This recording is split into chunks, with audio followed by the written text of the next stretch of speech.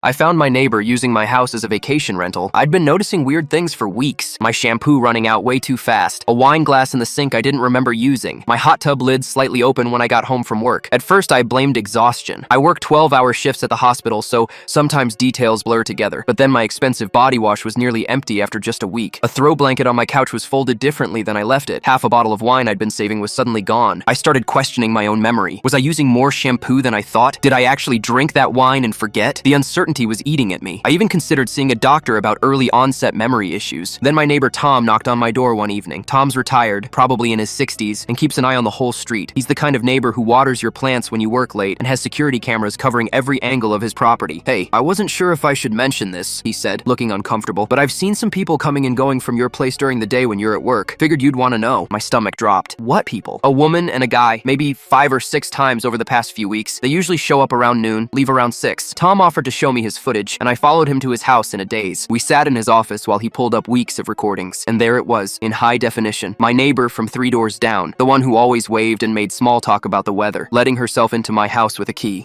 I never gave her. She had some guy with her, mid-30s, good looking. They'd go inside and come out hours later, sometimes with damp hair. In one clip, they were laughing in my backyard, clearly using my hot tub. In another, she was carrying out a bottle, my wine, the one I'd been saving for my birthday. But the worst clip was the one where they went upstairs, to my bedroom. I watched them climb my stairs and I felt physically sick. That was my space, my bed, my home. I thanked Tom and went back to my house. Once I knew what to look for, the evidence was everywhere. My bed sheets felt different. A long blonde hair on my pillow that wasn't mine. The bathroom smelled like perfume I don't own. I sat on my bed and cried for an hour. Then I got angry. I called a locksmith first thing the next morning and had every lock changed to smart locks I could monitor remotely. Then I installed my own security cameras, inside and outside. I saved Tom's footage in multiple locations. I documented everything, every missing item, every detail, and then I waited. 3 days later, my doorbell rang. I checked my new camera feed. It was her, standing on my porch, holding a casserole dish, smiling like we were friends. I opened the door. "Hey neighbor," she said brightly. "Made too much lasagna. Thought I'd share." "That's thoughtful," I said, not taking the dish. I pulled out my phone and opened the video files. "I've been meaning to talk to you, actually." I turned the screen toward her and hit play. The footage showed her clear as day, unlocking my door, walking inside with her companion. Her smile vanished instantly. The color drained from her face. "Where did you get a key to my house?" I asked calmly. She opened her mouth, closed it, tried again. "The previous owner gave me one, for emergencies. I just thought that was 2 years ago when I bought this place. What you're doing is called trespassing." She tried to laugh, but it came out strained. "Come on, we're neighbors. I was just using your hot tub a few times when you weren't home. No harm done." "In my bedroom?" I asked quietly. Dead silence. The casserole dish trembled in her hands. "The police have copies of everything," I said. "But here's what I really want to know. Why is your house listed on Airbnb while you've been living in mine?" Her face went from white to gray. The casserole dish slipped from her hands and shattered on my porch. She moved out within the week.